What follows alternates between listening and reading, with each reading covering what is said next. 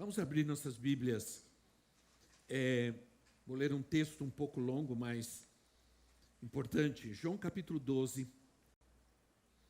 João capítulo 12, vamos ler do versículo 20 em diante. Evangelho de João, capítulo 12. E diz assim a palavra de Deus. Entre os que tinham ido adorar a Deus na festa da Páscoa, estavam alguns gregos. Eles se aproximaram de Felipe, que era de Betsaida da Galileia, com um pedido. Senhor, queremos ver Jesus. Felipe foi dizê-lo a André, e os dois juntos o disseram a Jesus. Jesus respondeu, chegou a hora de ser glorificado o Filho do Homem. Digo-lhes verdadeiramente que se o grão de trigo não cair na terra e não morrer, continuará ele só, mas se morrer, dará muito fruto. Aquele que ama a sua vida a perderá, ao passo que aquele que odeia a sua vida neste mundo a conservará para a vida eterna. Quem me serve precisa seguir-me, e onde estou, o meu servo também estará. Aquele que me serve, meu Pai o honrará. Agora meu coração está perturbado, e o que eu direi? Pai, salva-me desta hora? Não. Eu vim exatamente para isto, para esta hora. Pai, glorifica teu nome. Então veio uma voz do céu. Eu já glorifiquei e o glorificarei novamente. A multidão que ali estava e a ouviu, disse que tinha trovejado. Outros disseram que um anjo lhe tinha falado. Jesus disse, esta voz veio por causa de vocês e não por minha causa. Chegou a hora de ser julgado este mundo, agora será expulso o príncipe deste mundo, mas eu, quando for levantado da terra, atrairei todos a mim. Ele disse isso para indicar o tipo de morte que haveria de sofrer. A multidão falou, a lei nos ensina que o Cristo permanecerá para sempre. Como podes dizer, o Filho do Homem precisará ser levantado? Quem é esse Filho do Homem? Disse-lhes então Jesus, por mais um pouco de tempo, a luz estará entre vocês. Andem enquanto vocês têm luz, para que as trevas não os surpreendam. Pois aquele que anda nas trevas não sabe para onde está indo. Creiam na luz, enquanto vocês a têm, para que se tornem filhos da luz. Terminando de falar, Jesus saiu e ocultou-se deles. Muito bem. Que o Senhor abençoe a sua palavra, a nossa vida. A mensagem mais poderosa na vida daquele que é enviado, porque o que nós estamos aprendendo é que nós somos enviados por Deus, é a mensagem da cruz. Uma multidão estava, neste momento, seguindo a Jesus, porque havia passado a festa da Páscoa, muita gente vinha a Jerusalém para celebrar a Páscoa, e havia uma multidão, e essa multidão queria ver a Jesus. E, claro, queriam aclamá-lo. Jesus nunca se iludiu com multidões, nunca. Aliás, Jesus, por vezes, Jesus fugiu das multidões. Como nesse caso, diz que ele saiu e se ocultou deles. Os versículos 17 e o versículo 18 diz que eles vieram por causa da ressurreição de Lázaro. Ouviram falar sobre a ressurreição de Lázaro e vieram por causa desse sinal. Muita gente busca os lugares onde há milagres e onde há sinais. As pessoas gostam de sinais. Elas querem ir onde dizem que há sinais.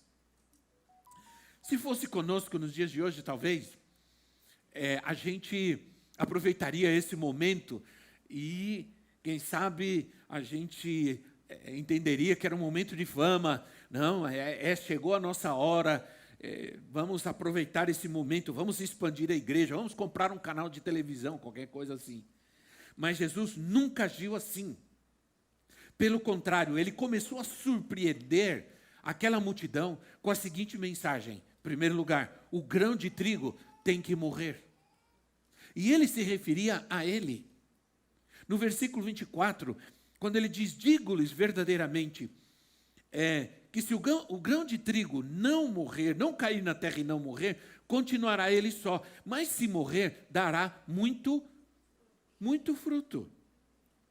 Aqueles que se recusam a morrer, porque você vem a Cristo, em primeiro lugar, antes de qualquer coisa, antes de viver, você tem que morrer. Paulo diz assim, já estou crucificado com Cristo e não vivo mais eu, mas Cristo vive em mim. Então, aqueles que se recusam a morrer, estão destinados a ficarem sozinhos. A gente pensou que sempre era o contrário, que fica sozinho quem morre, mas na verdade, fica sozinho quem vive, perdão. Mas a palavra de aqueles que estão destinados a morrer, nunca ficarão sozinhos. Se desejamos que muitos estejam ao nosso lado, que muitos nos acompanhem, temos que morrer para gerá-los em Deus. Para gerar vida em Deus, nós temos que morrer, porque a vida que nós levamos a outros não é a nossa vida, é a vida de Cristo. Se nós somos enviados a levar vida a outros, não é a vida que vivemos aqui temos, mas é a vida que Ele nos dá. A vida que temos não interessa ao mundo. O mundo precisa ver em nós a vida de Cristo. Amém, irmãos? Então, a única forma é essa, de manifestar a vida de Cristo, é que morramos para a nossa própria vida, para o nosso próprio querer, para a nossa própria vontade. Precisamos rejeitar a glória humana, o desejo de reconhecimento humano, se nós queremos manifestar, se nós queremos frutificar em Deus. A semente precisa morrer. Diga comigo, a semente precisa morrer. Porque você está muito quieto. Então, olha para a semente que está ao seu lado e diga, a semente precisa morrer. Ó, semente, a semente precisa morrer. Oi, semente, a semente precisa morrer.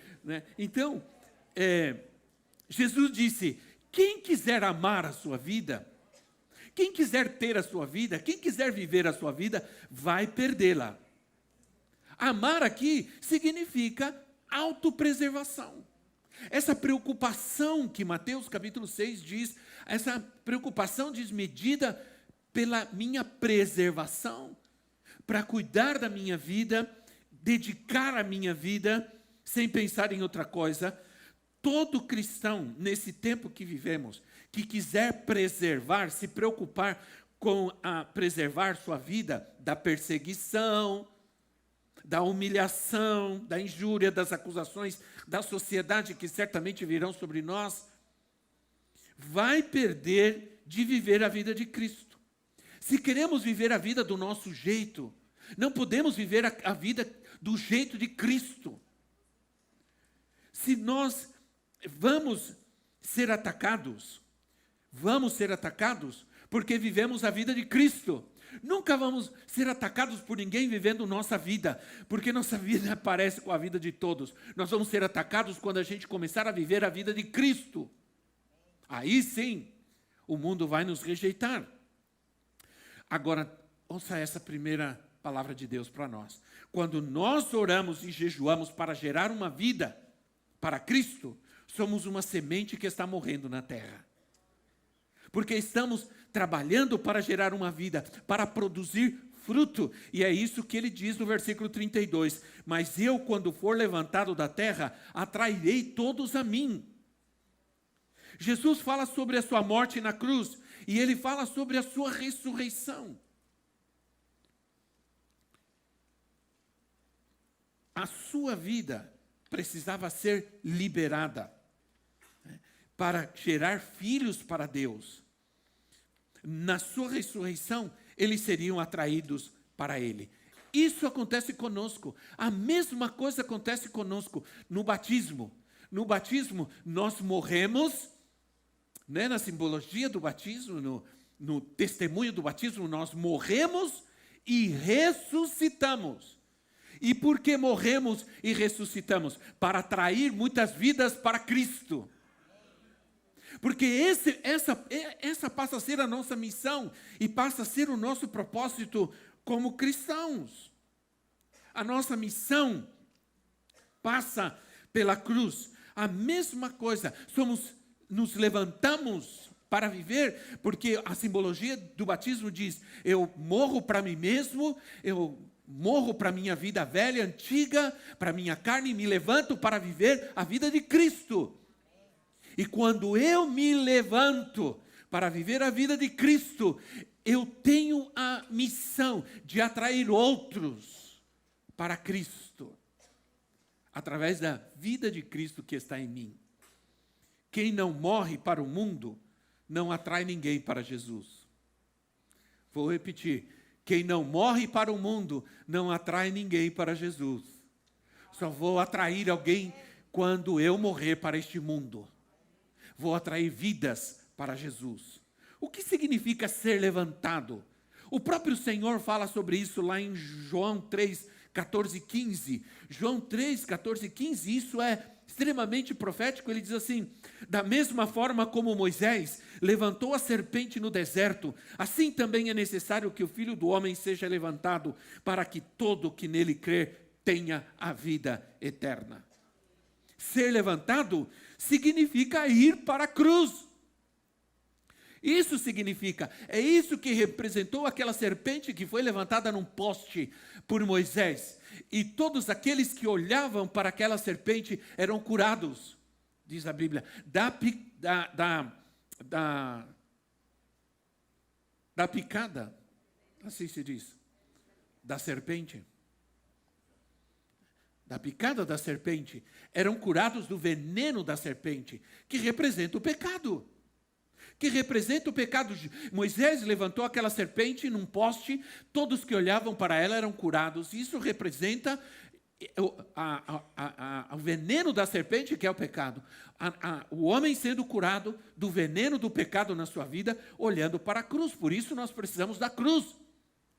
Porque quando a cruz é levantada, né, quando o homem olha para ela e entende o que está acontecendo ali, ele é curado do veneno do pecado.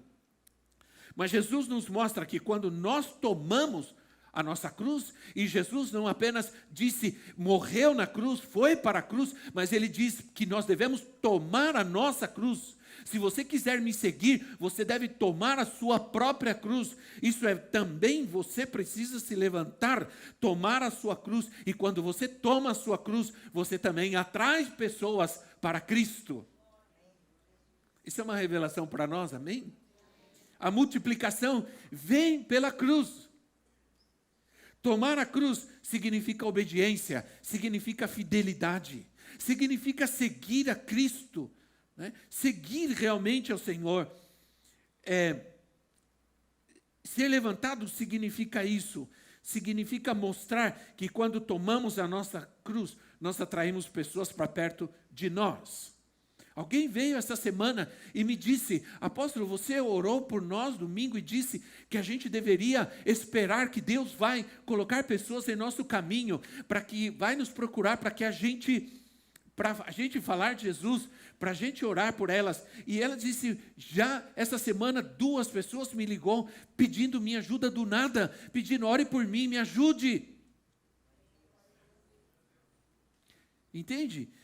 Uma pessoa que se dedica em algum momento ao interesse dos outros, acaba atraindo muitos ao seu redor. Então o Senhor veio, e o Senhor deu a sua vida na cruz do Calvário por nós, para que nós também pudéssemos ser levantados através da sua cruz, para atrair vidas para Ele. Isso é uma revelação do Senhor para nós. Para liberar o Espírito Santo, Jesus teve que dar a sua vida. Nós temos o Espírito Santo porque nós temos a cruz. Nós temos o Espírito Santo porque nós temos a ressurreição de Jesus. Não teríamos o Espírito Santo sem a cruz, e não teríamos o Espírito Santo sem a ressurreição. Isso é mensagem do Evangelho. É uma mensagem perturbadora para muitos. É uma mensagem inquietante para muitos. Para outros, é uma mensagem insuportável, a mensagem que estamos trazendo. Inacreditável, insuportável, não aguento isso. Claro que não aguenta, porque a mensagem da cruz é loucura para aqueles que não creem, para aqueles que resistem ao Evangelho de Cristo. E João 7,39 fala sobre isso, diz assim, João 7,39, ele estava se referindo ao Espírito, que mais tarde receberiam que nele crescem.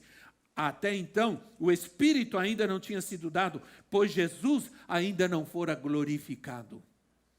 O Espírito veio do Cristo glorificado, do Cristo exaltado. Tudo isso está no Evangelho de João, com uma sequência de fatos, para chegar no texto que nós lemos. A cruz é o caminho da glorificação.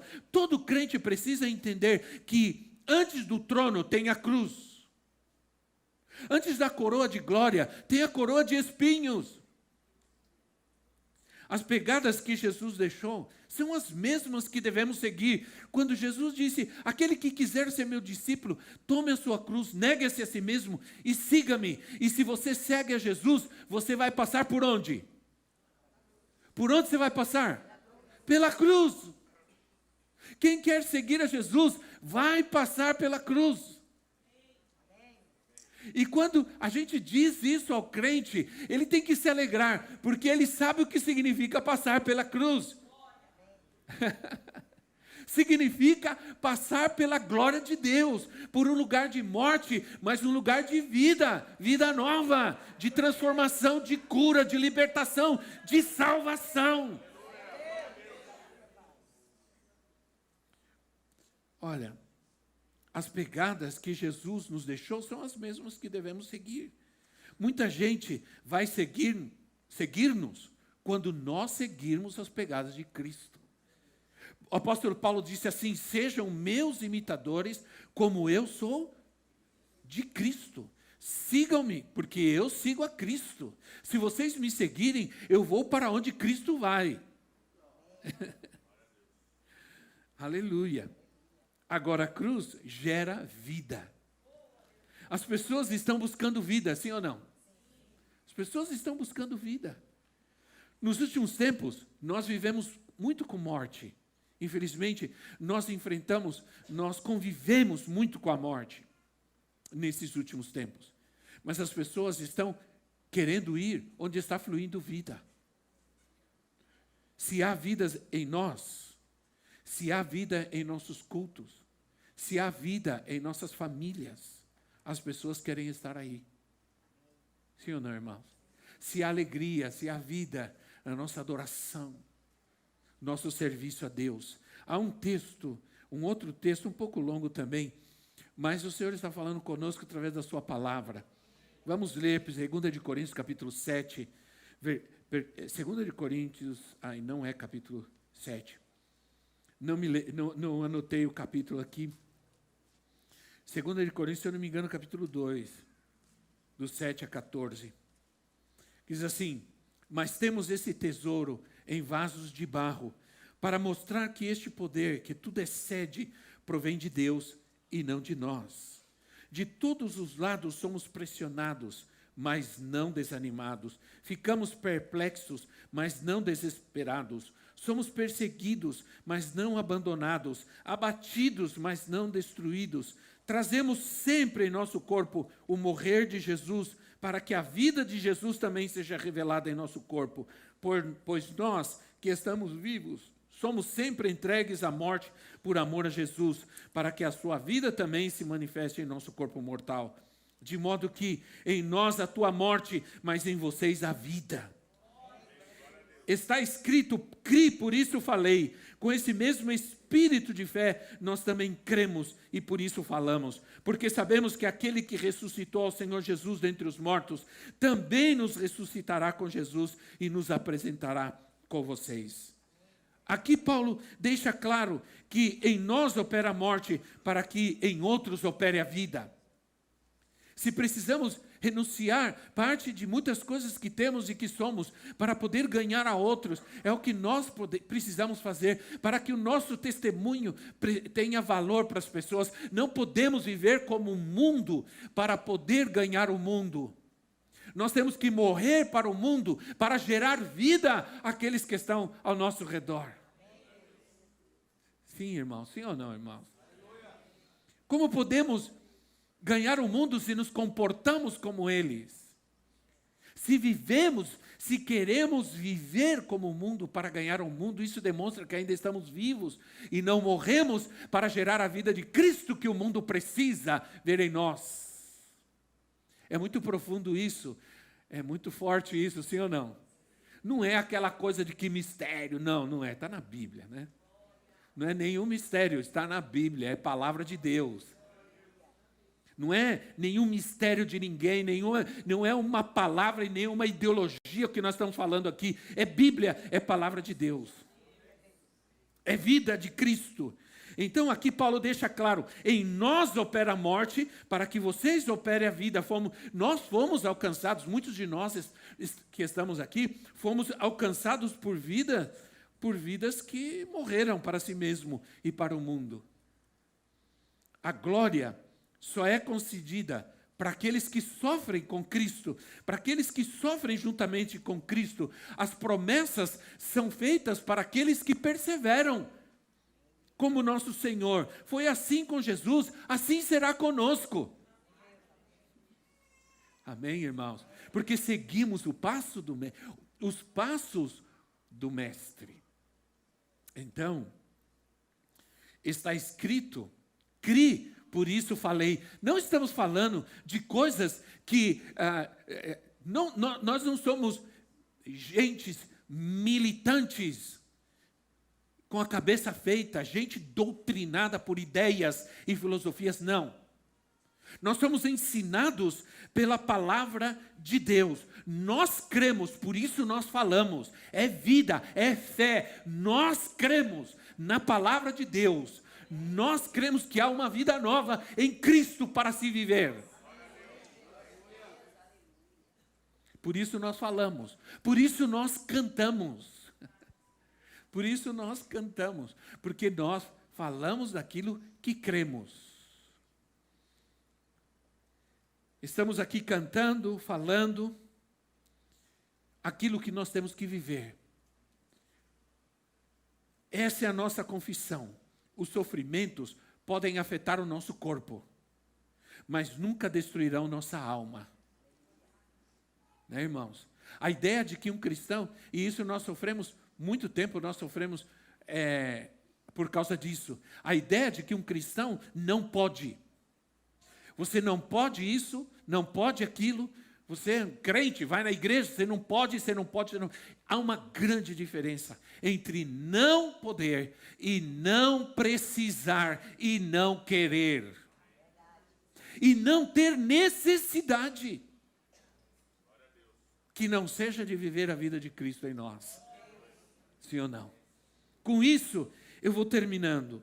Cantamos, porque hoje é um dia especial. Hoje é um dia que nós vamos...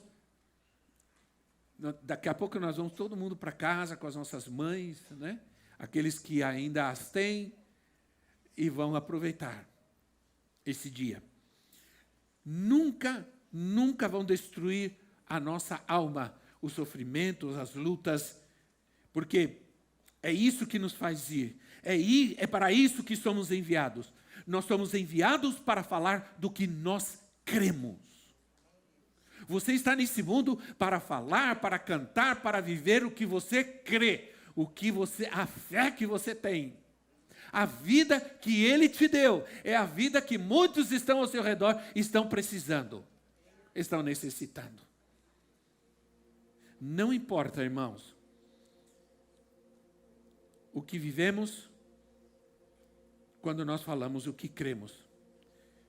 Não tem a ver com essa vida exterior. Nós falamos sobre a vitória que nós temos. Cantamos sobre a grandeza dele em nossa vida. E falamos do triunfo que nós temos nele. É isso que esse mundo precisa ver. Acabamos de ver o testemunho aqui do Osiel. Isso é um triunfo de Deus na sua vida. É uma vitória do Senhor na sua vida. E aquilo que vivemos glorifica o nosso Senhor. A vitória que nós temos glorifica o nosso Deus. e a sua palavra. A certeza que nós temos que Ele cuida de nós. E Ele quer cuidar de outros. Assim como temos a certeza que Ele cuida de nós, Ele vai cuidar de outros através de nós, de você, da sua casa, da sua família, dos seus filhos, em todos os dias, nos dias maus, nos dias difíceis. Nós temos um Deus que cuida de nós. E nós sabemos isso. E nós cremos nisso. Sim ou não, irmãos? Vamos nos colocar em pé em nosso lugar.